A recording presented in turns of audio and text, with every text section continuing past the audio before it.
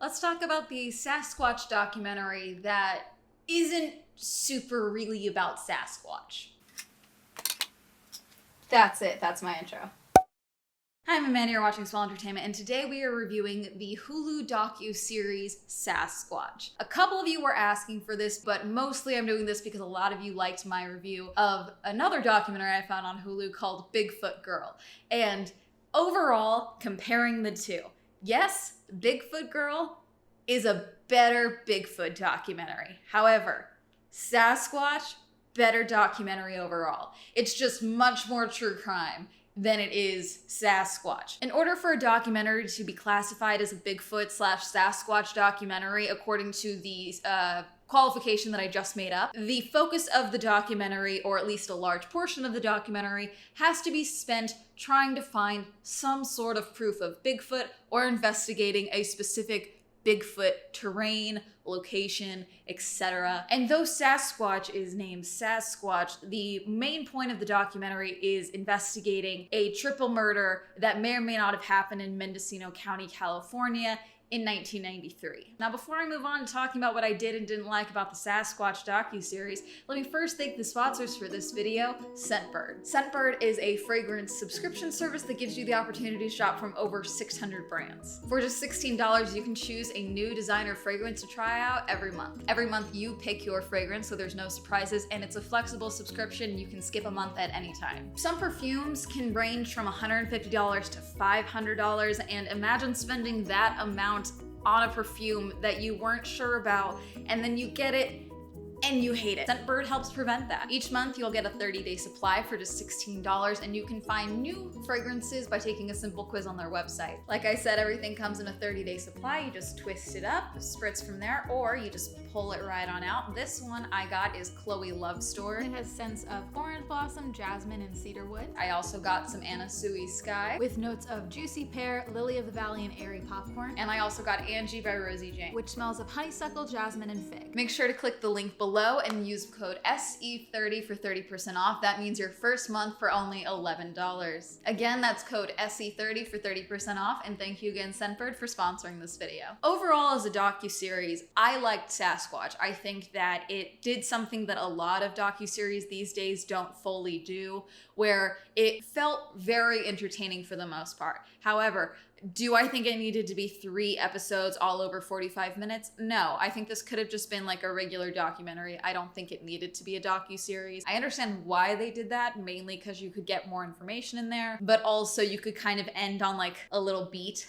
You know, you got a little cliffhanger ending of sorts, but I don't think it was fully necessary to do it like that. I do think that it all could have been done in just one documentary instead of doing a docuseries. But like I said, the Sasquatch docuseries is following David Holthouse and trying to get to the bottom of whether or not a triple murder that he heard about when he was 23 in 1993 while working on a pot farm in Mendocino County, from someone claiming that they had found the bodies and that Bigfoot had done it, or Sasquatch had done it, and he's just trying to figure out if these murders actually happened. So for the most part, it's a true crime story about that, and then Bigfoot is just kind of like this auxiliary thing of like, this is the excuse that was used, this is the reason that was used, you know, that's that type of thing. My main criticism that I had issues with this documentary, and I kept waiting for someone to bring it up, or kept waiting for someone to explain why they couldn't do this, and no one ever really did, was there's never really any confirmation or reason given of what happened to the bodies. David believes fully, we're mostly following David throughout this docuseries, that these murders happened. He never saw the bodies. And as far as we can tell, his buddy also never saw the bodies. What happened was he was in a cabin. These guys came in. We later find out that at least the one yelling and doing the screaming was a tweaker. Word used, and that he was freaking out, and that he believed that this guy believed that he had seen a completely mangled bodies and that he believed Bigfoot had done it. And the reason they believed that it was Bigfoot was because the weed patch that those guys were supposedly working on or guarding or whatever the relation was, the weed was not taken. None of the weed was taken. It was just all torn up and demolished. So they're like, it wasn't a ripoff. Like, no one came and killed these guys for the weed because the weed is still there. Whereas he says this would have been like 200 grand worth of weed at the time. My criticism again is, why does no one talk about what happened with the bodies? Because later on in the final episode, we are told that like, oh yeah, there was like a bunch of excavators on the mountain at that time. They easily could have just made that disappear. However, we are often shown receipts, I guess you could say, or news clippings of other bodies that were found at the time, other murders that were committed. Okay, how do I phrase this? My view of this is that if I'm trying to find proof that 3 men were killed in 1993, their bodies shredded, completely mangled, all of that, one of my first things would be, can we locate the bodies? Can we find out where they are? Because I mean, one of my goals would be identifying these men. I mean, hopefully trying to alert their families. That would be one of my goals. If not, get justice for these men. At least let their families know, you know? So it's like, I was just confused why that never seemed to be like even a possibility that they were willing to look into, of like, where are these bodies buried? Like, who handled this after the fact? Because he left the following day. The buddy that he was on the farm with also said he didn't want to get mixed up with that. I don't know what happened with him, but it doesn't seem like they ever talked to someone who handled the bodies. And again, at first, it seems like no one knows what he's talking about. Like, I didn't hear about these 3 murders, nothing. And then slowly, the more you go through the docuseries, you find out more and more. I don't know why trying to identify the bodies or find the bodies in general was ever not on the table. Yeah, sure, at the time, a lot of bodies. At the very least, you find more bodies, you know? That was my main criticism of like, why are we not trying to at least prove that these murders happen and find the bodies of these men? We later get confirmation that these murders most likely, definitely took place. Do we know the full story? Probably not. Probably never will. But we just kind of hear bits and pieces throughout. There is a name that was listed and bleeped out and referred to as the alleged killer the entire second half of the docuseries, I guess you could say. And it seems like, yeah, no, there was this guy out there and he killed these 3 Mexican workers from the farm. And he did it on the behest for this guy named Bigfoot Gary out there.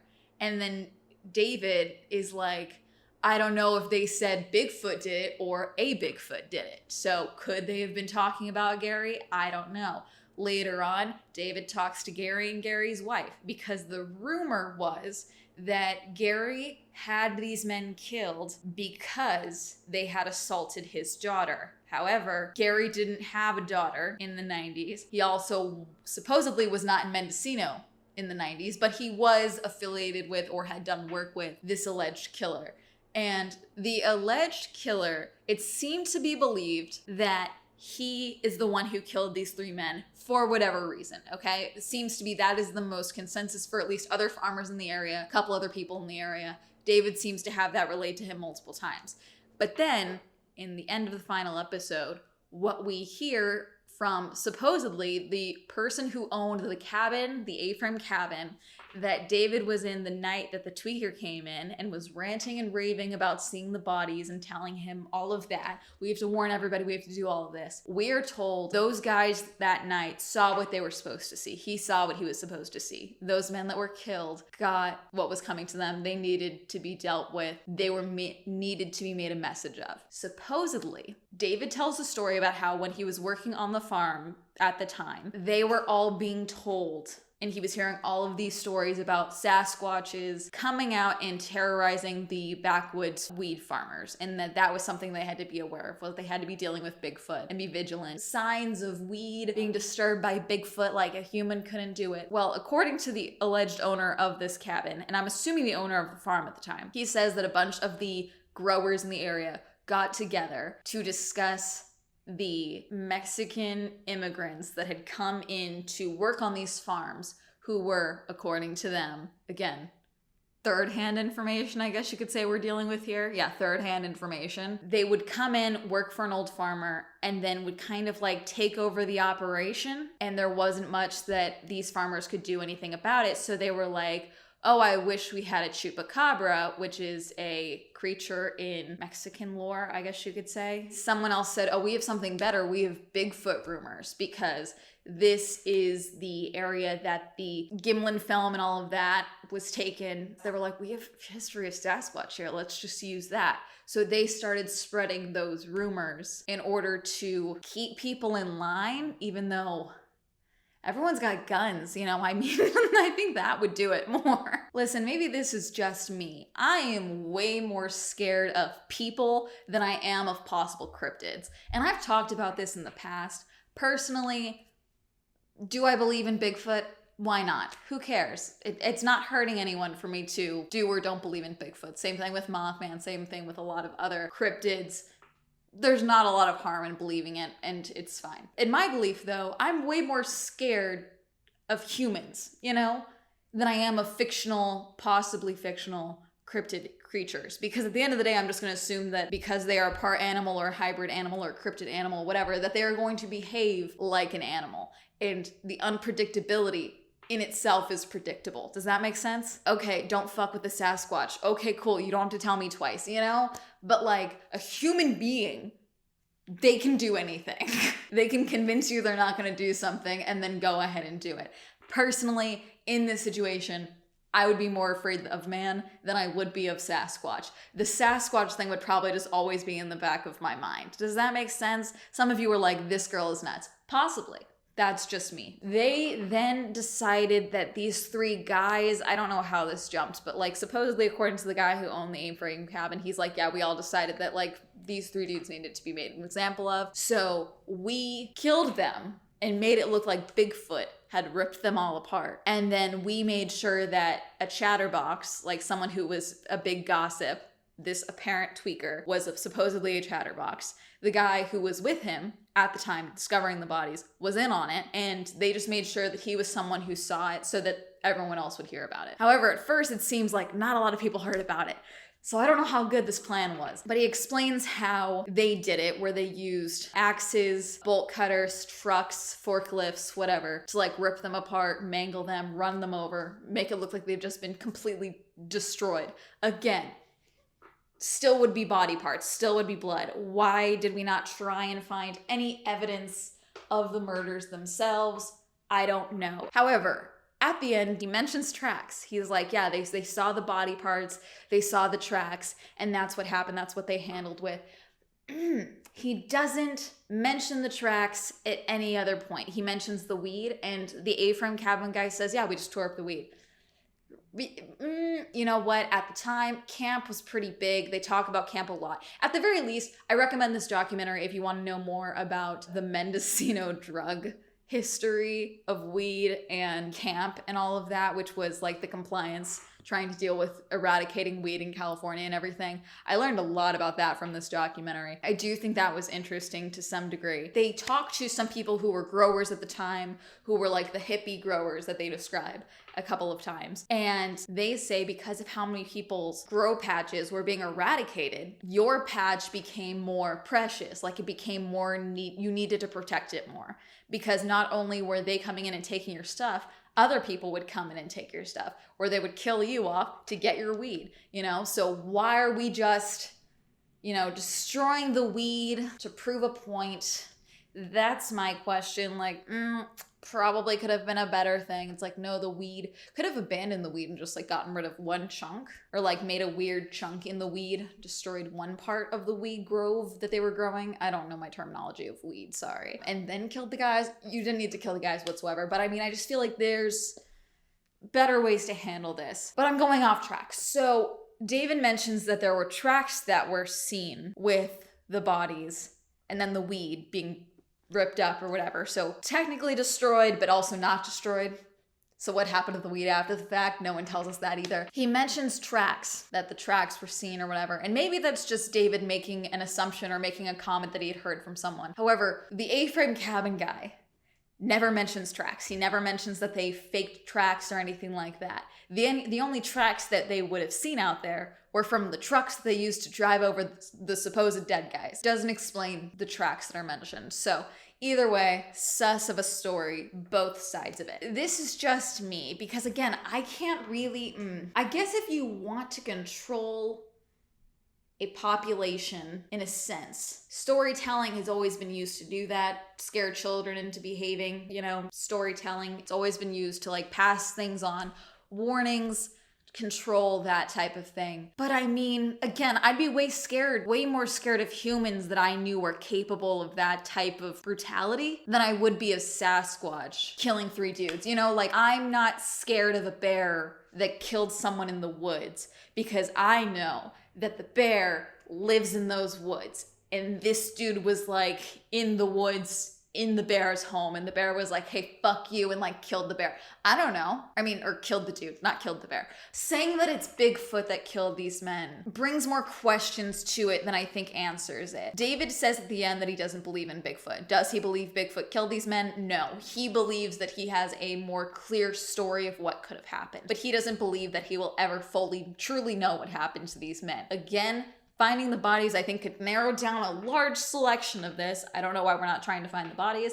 I don't know if it's even a possibility for them to try, but an attempt or a reference to an attempt would have been nice. If we're going off of the story that this owner of the A-frame cabin, again, no names are shared, if their real concern was the people coming in from Mexico to work on these farms and how they can't control them and all of that, wouldn't you rather have them believe that the actual farmers, the growers, are the ones that should be feared and not this potential mythical beast in the woods that apparently is also racist against Mexicans now? Like, is that what they were going for? Because I don't know. Like, wouldn't you rather have like, hey, the humans that you have to deal with, yeah, they're the ones you need to be afraid of, versus you may find Bigfoot.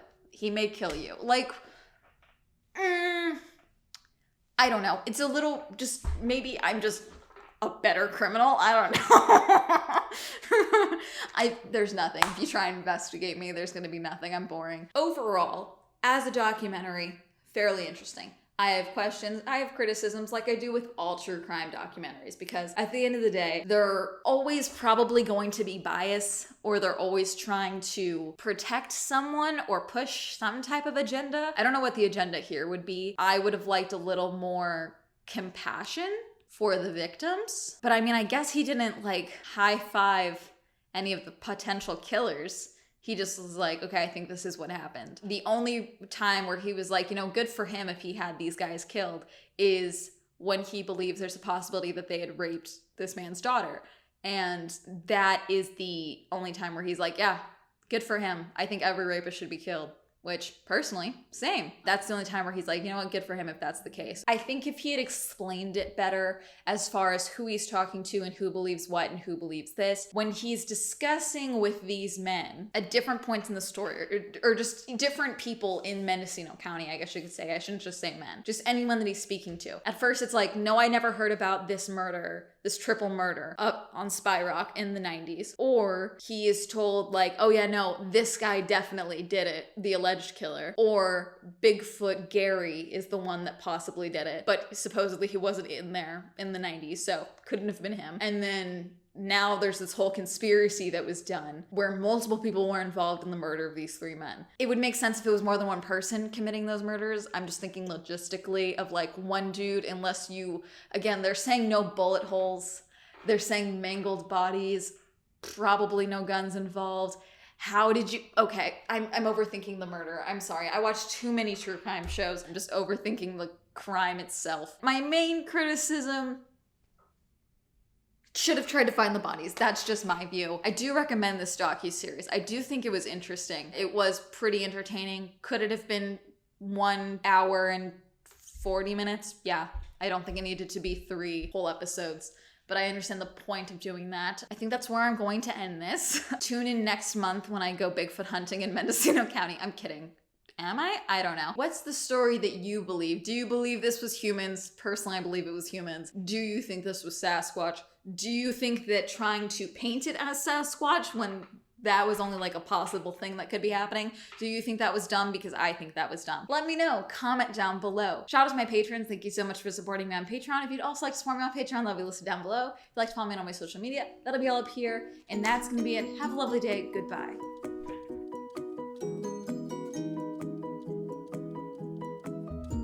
I will say this, I did like the first episode and a lot of the second episode for all of the Bigfoot believers, Bigfoot hunters that they discussed, that they talked with.